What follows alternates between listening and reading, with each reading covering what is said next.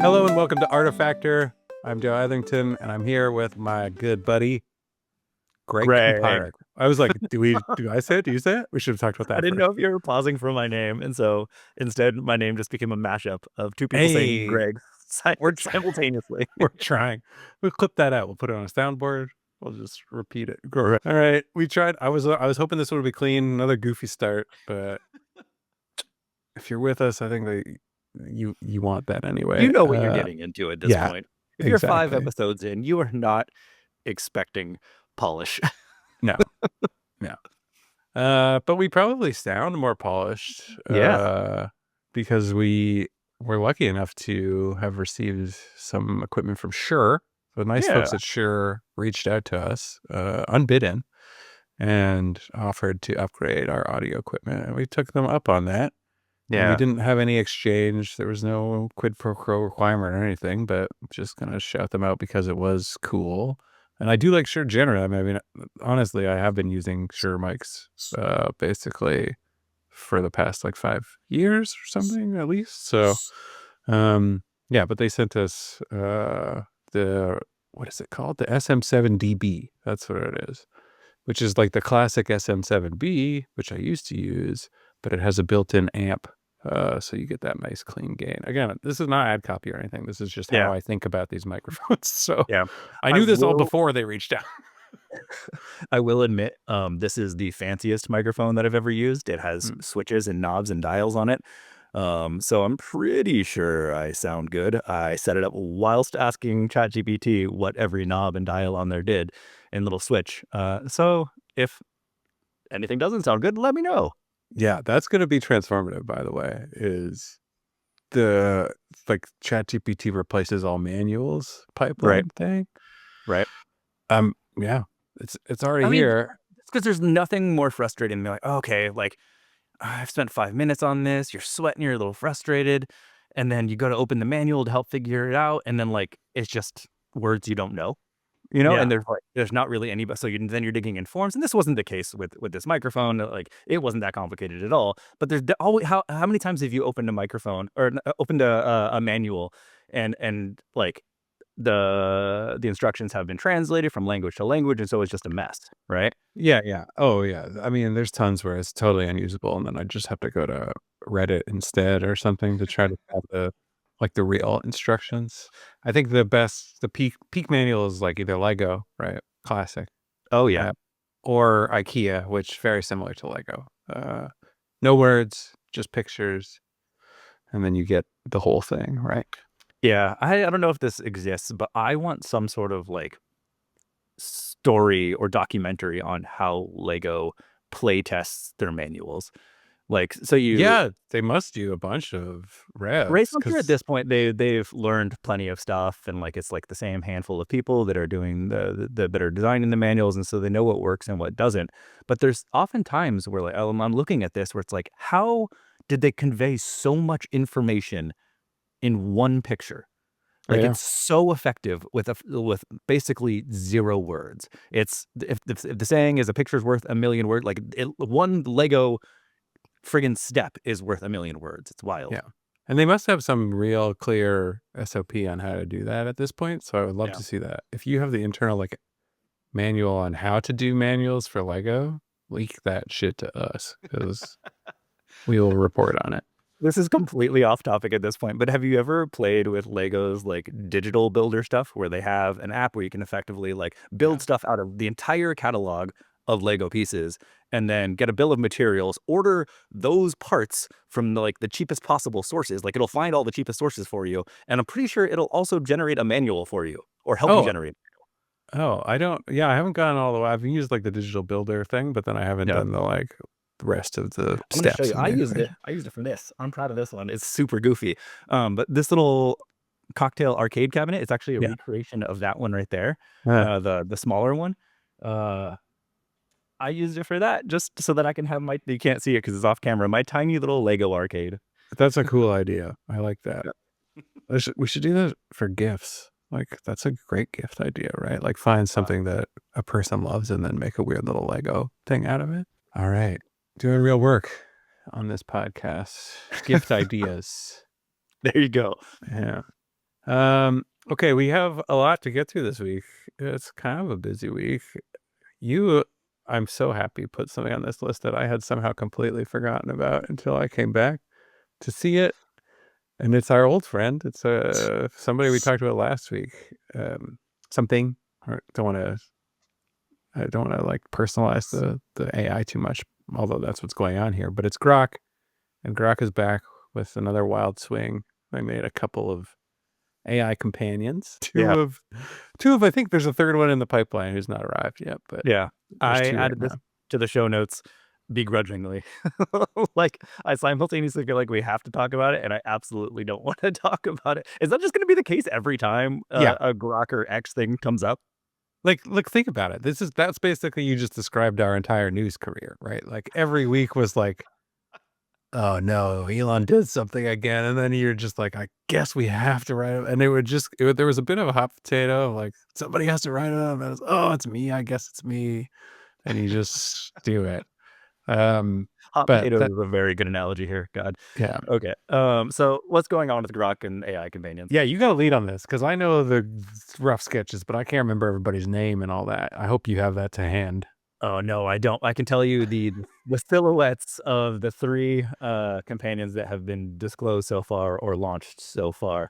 There is a anime waifu, That's right. like an anime character that is. Can you please describe waifu for our audience, for those who do not? Are you just gonna make me talk about everything? It is okay. It is derived from the English word wife, That's right. and as I understand it, it's oftentimes in anime fan culture you uh start to become you develop an affinity for certain characters, and you consider them your waifu. And so there might be waifu pillows where you have an anime character on a pillow and you sleep next to it or whatever. But it's Whatever's doing a lot of work Google it. there. Google Mm-hmm. it. Like, I'm dancing so hard around what I don't want to say here. I can see. This is good. This is the clip out for this episode. This is Good. Craig Great. explains waifus. Yeah. Yeah. I look forward to upsetting both sides of everyone on the internet is going to be mad at me for some reason here. But anyways, so take that, maybe Google the word waifu, figure out for yourself what it means. Yes. But that is going to be one of the Grok companions here. The other one, there's a red panda character, right? And I think it's supposed to be like a kind of like spunky teenage boy, like cracks jokes and kind of makes fun of you. It's Bad Rudy. Bad Is, Rudy. that Okay. one's name. So And the then waifu's name is Annie, Annie. who is a 22-year-old blonde-haired Japanese anime girl, specifically Cool. 22. Cool. All right. Uh, and then the final one, and I don't think it's actually launched yet, but Elon has talked about it being the next one, is kind of this dark, brooding male character that's supposed to be based on, what is it, like the dude Gray in 50 Shades of Grey. Right, but also anime, right? And Also anime. and his name is Valentine. Yeah. Yeah. So Okay. All right, I'm gonna turn the tables here on you. Why these good. ones, Darrell? Why did Elon pick these? Why did Elon pick these ones? Well, he tweeted about it, or he retweeted a thing to that effect, which somebody made a joke that like in doing this, he appeals to both the gooners, another great term for you all to Google at home, and also the furries. So Okay. yeah. Didn't even think about the furry aspect. Okay. Yeah. Cool. And in so doing, locks down 90% of the top engineering talent in Silicon Valley. Yeah. By appealing to those two demographics. So that was at least Elon's joke retweeted explanation for why. I think Yeah. Look, man, they have a high affinity for him and his own predilections, let's say. it's easy to joke, to dunk on furries because I'm not going to dunk on furries. no, Come on, let people live.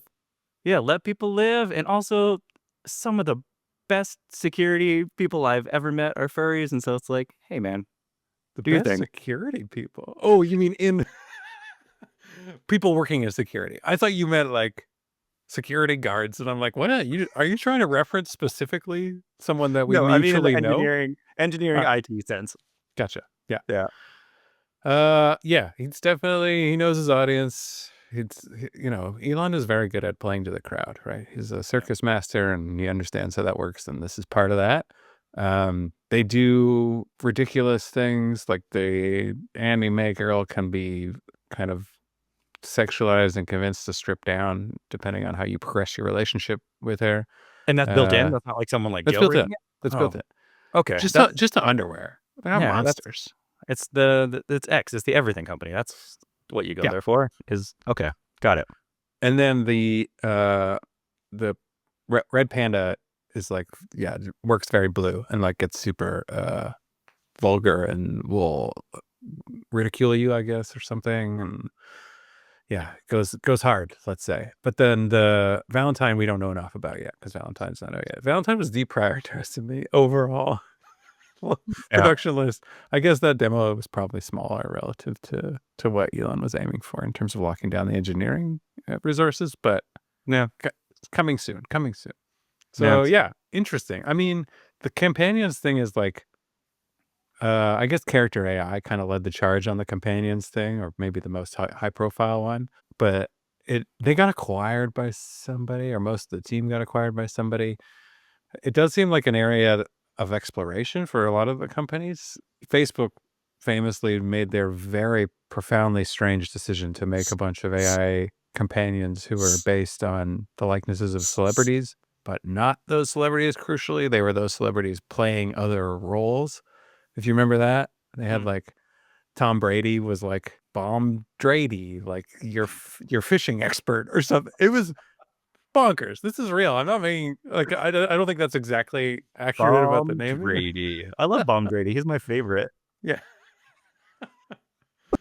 But they were like weird funhouse versions of themselves, and it really didn't make any sense. They quickly shuttered that, but there is a fascination with this, and it kind of gets to what we talked about like a lot of these things we're having personal relationships with and anthropomorphizing. That's the word I was looking for earlier. We're anthropomorphizing them anyway, so why not make literal characters that you can befriend? And in theory, that helps with stickiness and stuff too, right? So I think that's a secondary goal, but it's it's super weird. And I did grab headlines for this week for sure, and they're distracted from some of the rivals making other more substantive moves. Maybe that was the intent. They all kind of seem to know when one or another are gonna announce stuff. Sure. And yeah, OpenAI like announced a bunch of stuff too. But before we get to that, this is kind of more related, but like there's AI music. We made AI music for the Yeah. theme song to this episode, and also the stinger to segments to come later. But there was something more like not sinister, but I guess more like trying to actually masquerade as real music. Do you want to talk a bit about that? Right? Yeah, I mean, it was a couple weeks ago at this point, but it's something that I think that we're gonna see a little bit more of. Let me look up the exact name of the band because I've since forgotten it. I know which one you're talking about though, because they were on Spotify and they were doing a thing that was kind of like, Yeah. is it or isn't it uh, Yeah, it's so AI? the one that kind of like kicked off this discussion is this one called the Velvet Sundown, where like you're saying they had a social media presence. They apparently had like a good number of listeners on Spotify before it. People started noticing little hinky things about the whole operation, and then they made it official that had been using AI. It doesn't seem like people in the band really exist. And there was like a little bit of an outroar about this. Like, I don't know how much of it is real and how much of it was just like outroar for the Like, sake of it. yeah, or like being seeded by the company to try to Right. like get the controversy into the news. But yeah, Yeah. it was sort of muted and people are just like, oh yeah, kind of But I more mad. I feel like this is gonna become more and more common, especially as stuff like Suno and these AI music generators like kind of lose their tells. Yeah, Right. It's they're definitely gonna they're become losing more. them every day. They're losing them every day. But I also wonder, like, after this initial outrage about this one, will anybody care? Like, if you find out that an artist that you like is AI, how much will people care? And how much of that comes down to honestly like transparency, Yeah, right? Like if someone wants to make an AI band and they just put like in their bio or whatever, like, hey, this is an AI band, will that be detrimental? Would anybody get upset about that? And like, I don't know, I don't mean like immediately right now, no matter what, with it for the next couple of years, the comments going to be filled with like blah blah blah, like AI slop and stuff like that. But like, really, in a couple of years is what I'm wondering. Yeah, I think it's a good question because this is a there was a great article and we'll link it in the show notes. I just found it to make sure that I could remember, but on July 2nd in Pitchfork about how AI is really upending specifically the lo-fi beat scene, which is the probably Wild. the Okay. lowest hanging fruit when it comes to what it can do, right? Like actually Yeah. I used to know to generate some lo-fi beats stuff specifically for like chill out music for this purpose. So Yeah. that didn't surprise me. It's a good article. It's about some of the artists who like work in this field and then like the impact that it's had on them. I think Yeah. the header is like Lo-Fi Girl, right? Who is kind of like the symbol of this whole industry. But yeah, I think it's going to be really interesting to see like as audiences evolve. Like, is there an outrage moment, and is it relegated to people our age and older? Or Yeah, that's a really good point. When you had sent me some of the clips that you were playing with for the different segments, there's ones that are like kind of like chiptune-y, right? And my 6-year-old was in the room and he was dancing around. He was like, "This is great. Like, can you add this to like my favorites playlist or whatever?" right, Right? And it's like okay, yes, it's the tastes of a 6-year-old, but that this was a good tune. That thing it was rocks. a good tune. It was a jammy jam. But I'll this put it. I'll generation, include it here so people can listen. So we'll cut that awesome. in right now.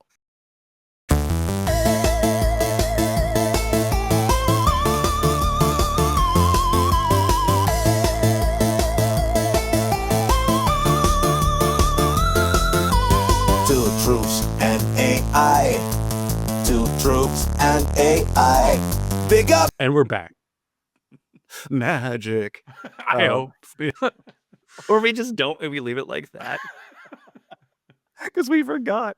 But this generation of kids that are like where this is just the world for them, that hesitation won't be nearly as strong, No. and like whether or not they're even aware of what the world was like before this point comes down to the parents and like them saying like, oh, like there was like completely human creation, and then for a while there was like tool assisted creation, and then there was this idea that you could just like prompt something into the world. And I don't know that the kids that are like my 6-year-old, I don't know if in 10 years he'll even think of them as different. No, I don't think so either. I think like there's an argument to be made that there'll be like a reaction back towards like human produced like full manual, but I think that'll be more like a vinyl thing than like a Absolutely. huge movement. And I think Yeah. this is much more like even the shift from like acoustic guitar to the first electrically amplified guitars when there was a lot of outrage about that. Yeah. And then people quickly got over it. Or, you know, electronic music, right? When electronic music first came around, basically anybody who didn't or who grew up and was more solidified in their thinking was kind of like, oh, this isn't music. This is nothing. This is noise, right? And I Yeah. think the reaction will be more like that than like any kind of actually like outrage or anything like that. Yeah, I mean, honestly, I would take the vinyl thing one dramatic step further. I have to assume that in the not too distant future, there will be like entire sets and communities of people that try to establish places that are like legit AI free, right? Yeah, Like, you're talking about the headquarters of the human beings in the Matrix, in the caves where they do their party rave. That's what you're exactly talking about. maybe not to that degree, but yeah, something along those lines. Yes, I do think that that will exist. I think it kind of already does. There's quiet places that are often around observatories and like high-powered space observation areas where they need sensitivity and radio sensitivity specifically.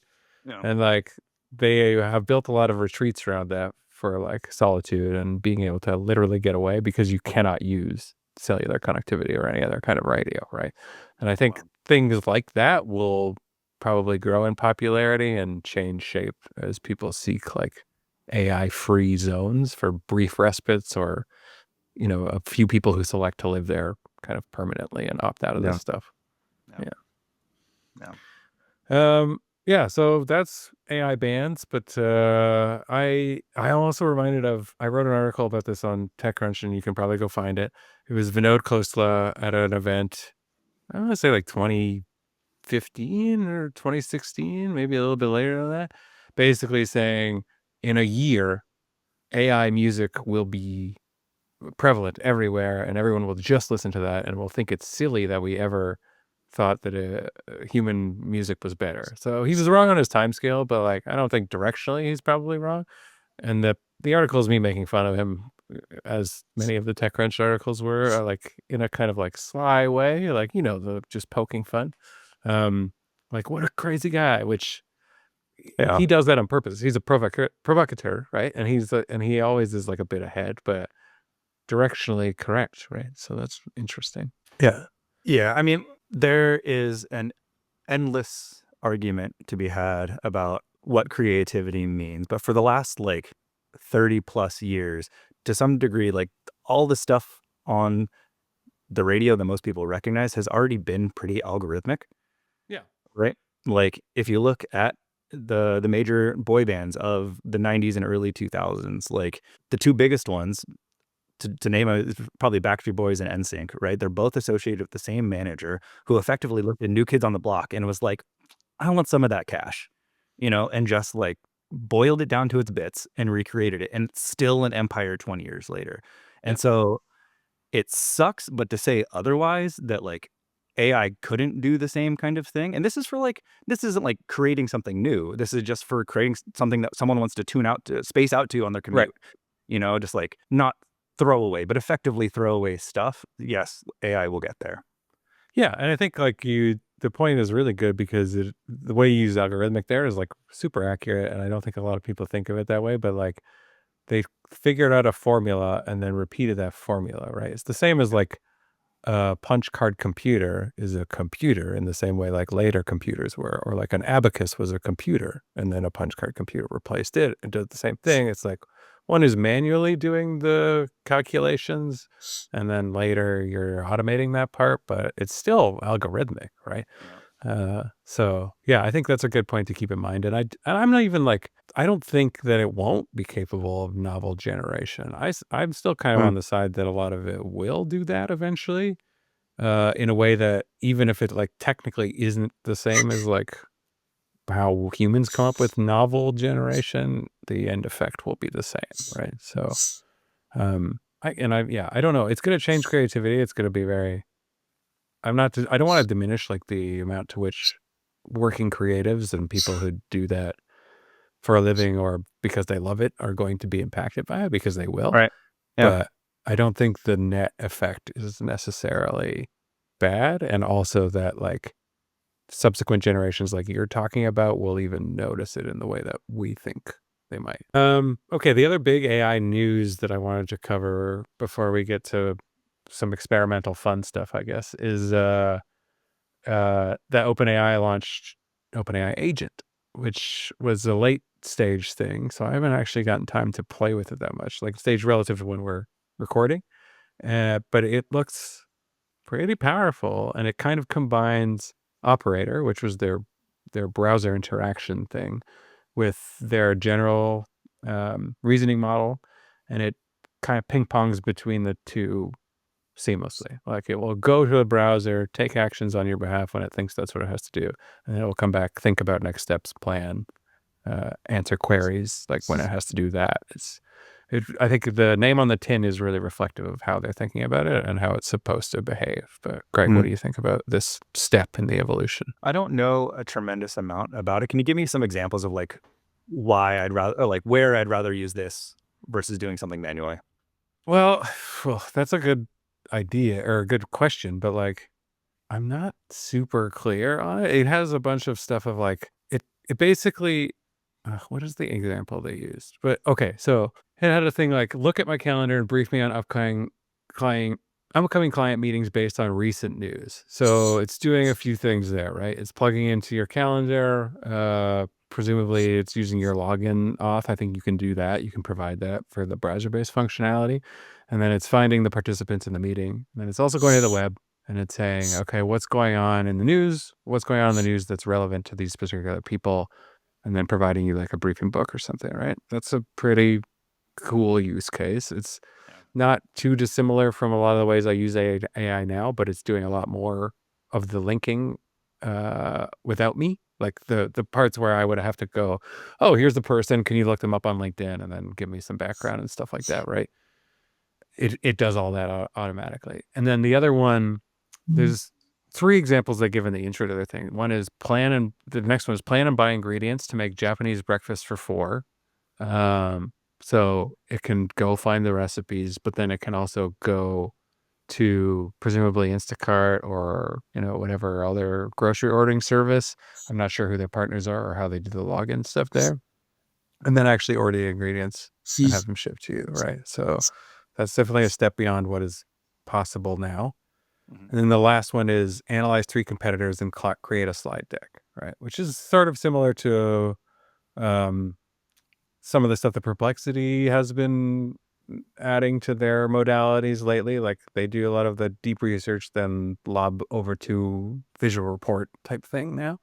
Yeah. So it's not like out of step with other things that are happening, but it just feels much more like hey, you go do this thing. I mean, the baseline description for it is like ChatGPT can now use a computer on your behalf. And I think it's the fact that you don't have to like go to operator and then it's only bound to the window. It's like, can do more than that. It can use integrations and other things and existing information on top of also using the browser. Yeah.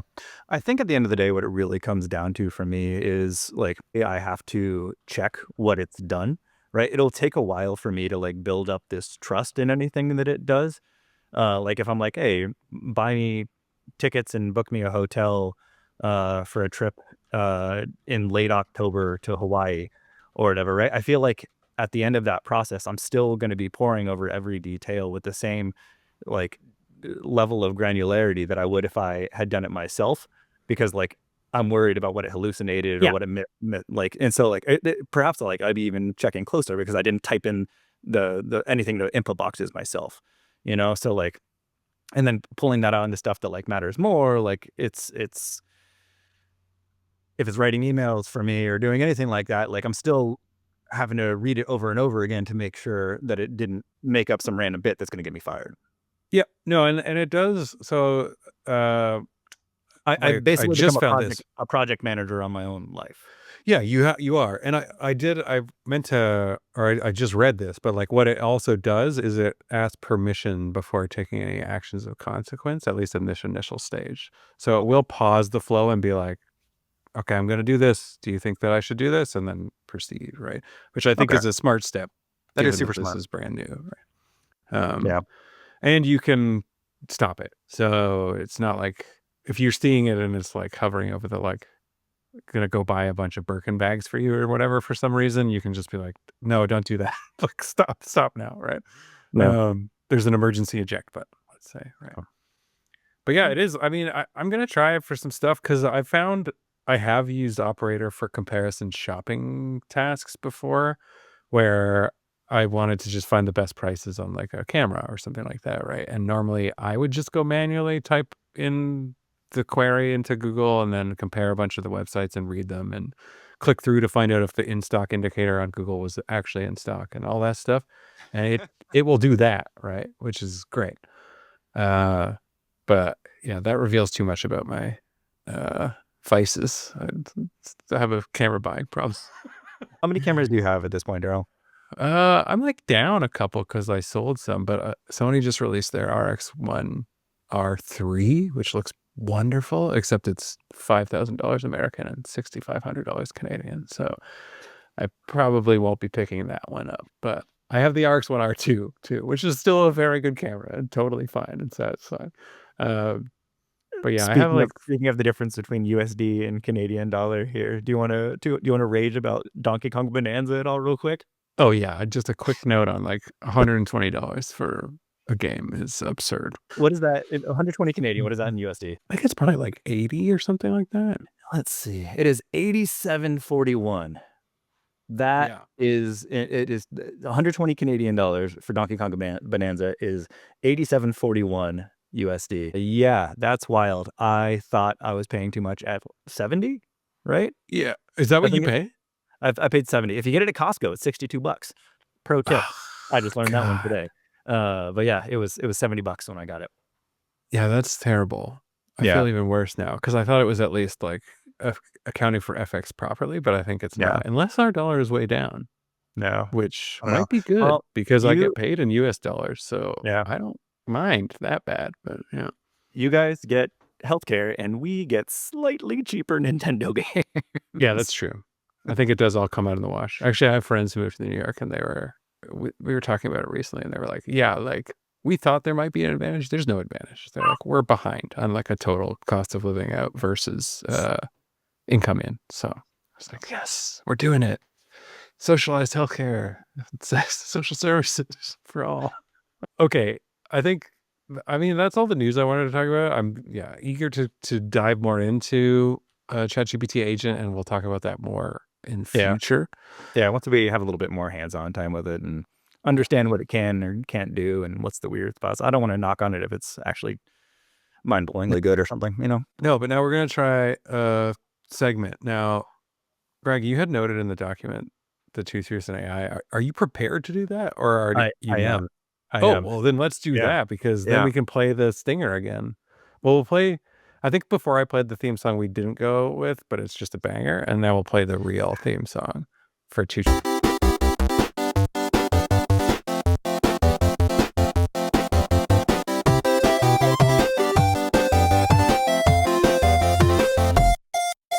One truth here, one truth there. But can you find the fib somewhere? A riddle, a twist, a guessing game. Two truths and AI, that's the name. Two truths and AI. What's the truth? What's the lie? Two truths and AI. Can you guess before we try?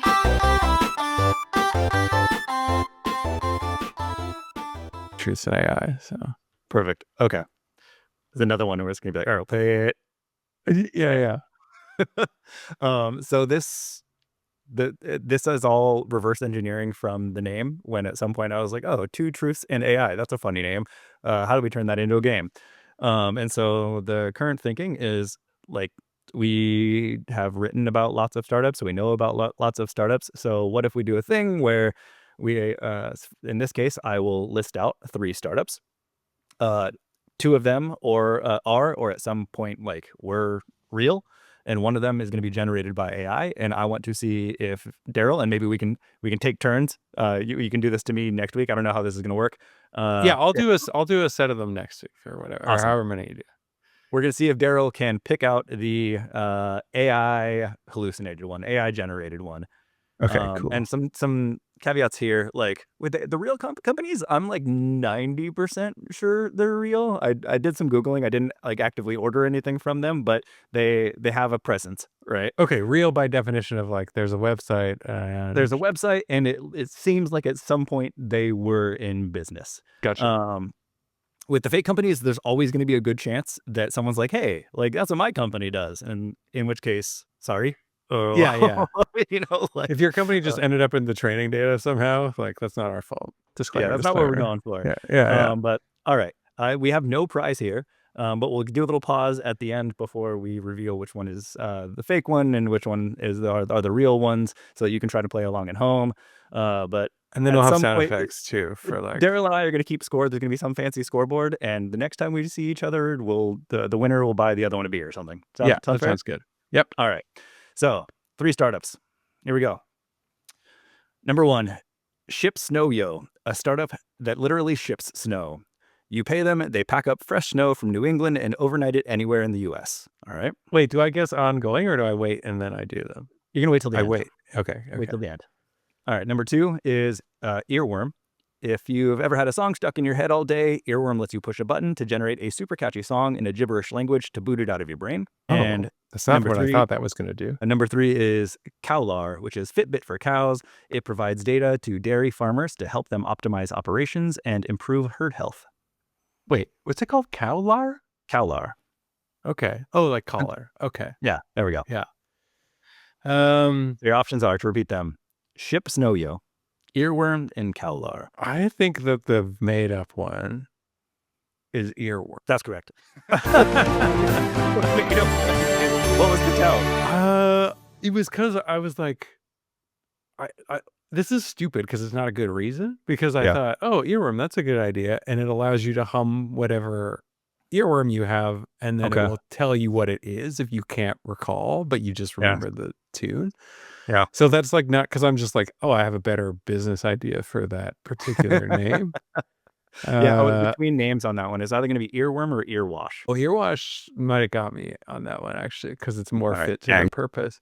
But because the snow one was I thought the collar one, I was like, that would just make sense. Like I'm down for the cowlar, like absolutely.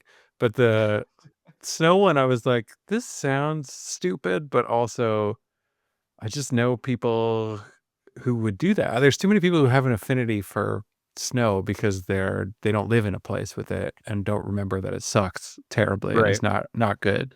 And they're texting their friends like, "Oh, I missed the snow. It's so Yeah. hot here." And so they overnight you a big box of snow. Haha. Yeah. But yeah, so background on those companies, just to shout them out, Ship Snowyo. As far as I can tell, I don't know if they're still in operation. It seems like they were around 2016 to 2018 doing this, but there's not many updates on their socials since.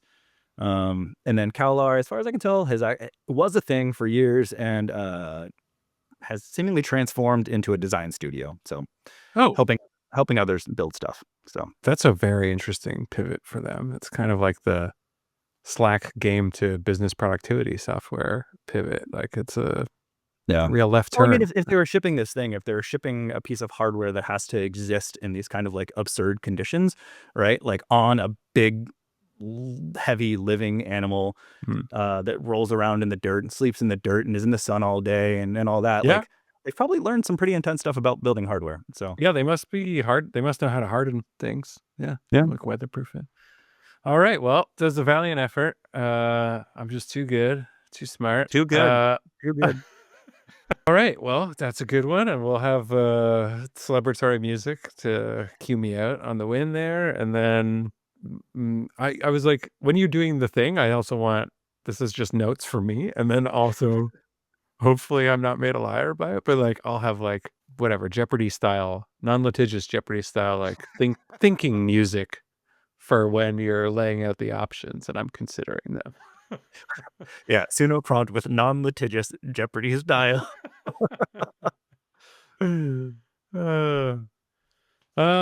Cool. Well, I think that about does it for this week, Greg. We laughed a lot. We learned a lot. We loved a lot. It's a classic episode. You made me explain what a waifu is, and I'll never forgive you.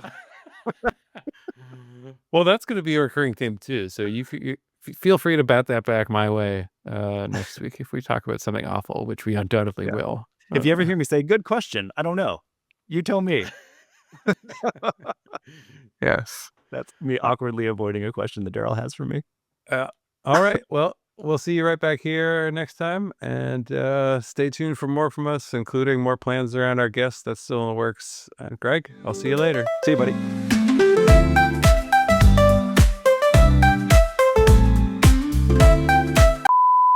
Need to finish my apple. You ready for some hot potting? It's on again. Oh, the AC just turned on, which is great. It's fixed? Oh, yeah. Yeah, it's fixed. The guy fixed it. He did a good job. But Nice. it's still better than before. I don't know if he improved it somehow, but it is better. I always assume that did they flush the lines? Is that a thing? Whether it's my AC or my car, I just assume that the answer is always flush the lines. Yeah, flush the lines. You gotta flush the lines. You gotta flux the capacitor. It's a good thing to say when you didn't do anything. I took it apart and I put it back together, and now it works more good. So the capacitor thing was a joke. That is what was wrong with my AC. They had to replace the capacitor. They had to flux the capacitor.